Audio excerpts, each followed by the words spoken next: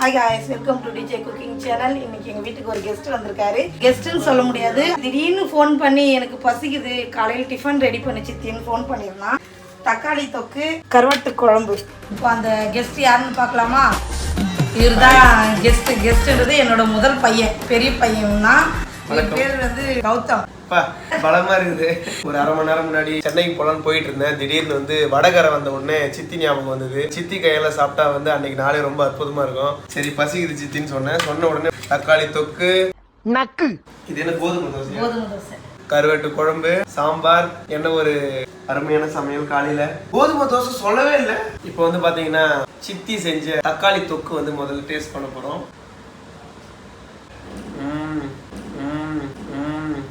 என்ன ஒரு டேஸ்ட், அருமையா இருக்கு. தம்பி காமெடி வேண்டாம், நான் சொல்லிட்டேன். நானு காமெடி பண்ணாத.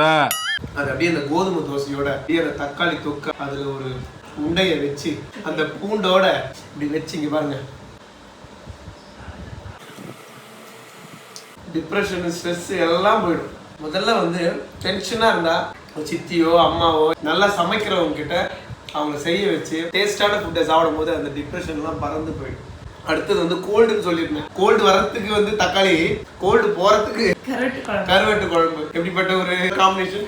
கருவாட்டு குழம்பு கருவாடே காணும் வந்து இப்ப நான் என்ன உங்கள்கிட்ட சொல்றது. கருவாடு ரொம்ப மிளகு அதிகமாக போட்டீங்களோ கோல்டு டைம்ல இந்த மாதிரி கருவாட்டு குழம்பு சாப்பிடும் போது கோல்டு எல்லாம் வந்து இன்சிடென்ட்டா போயிடும். கருவாட்டு குழம்புக்கு ஒரு முக்கியமானது வந்து காரம், புளிப்பு, உப்பு. அது வந்து கொஞ்சம் தூக்கலா இருந்தாதான் கருவாட்டு குழம்பு வந்து கொஞ்சம் டேஸ்ட் கொடுக்கும். இப்போ ஒரு புது காம்பினேஷன், கருவாட்டு குழம்போட இந்த தக்காளி தொக்கு அப்படியே வச்சு ரெண்டுத்தையும் சாப்பிடும் போது ஆஹா. அம்மா, என் பெத்த தாயை ஓவர்டேக் பண்ணிட்டீங்கம்மா, ஓவர்டேக் பண்ணிட்டீங்க. அள்ளி அள்ளி இறக்கிறீங்களே, இதுக்கு பூரா அந்த கையால என்ன கைமாறு பண்ண போறேன் தெரியலையம்மா. போதுமா போதும். இந்த மாதிரி ஒரு ருசியை வந்து நீங்க எப்பவும் பார்க்கவே முடியாது. நீங்க வைக்கிற எல்லாமே வந்து சூப்பரா இருக்கு. எப்படி அது உங்களோட கை பக்குவம் எங்க இருந்து, யாரு உங்களுக்கு ட்ரெயின் பண்ணது? ஏய், என்னைய வச்சு ஒன்னும் காமெடி கிமெடி பண்ணலையே.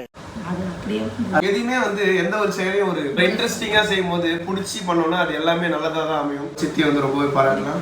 கருவாட்டு குழம்பு, தக்காளி தொக்கு, எஸ்பெஷலி சாம்பார், இது எல்லாமே வந்து சித்தி வந்து பயங்கரமா பண்றாங்க. இன்னும் வந்து வகை வகையா வந்து செஞ்சு போட போறாங்க. அதனால மறக்காம டிஜே குக்கிங் சேனலை வந்து சப்ஸ்கிரைப் பண்ணுங்க. தேங்க்யூ.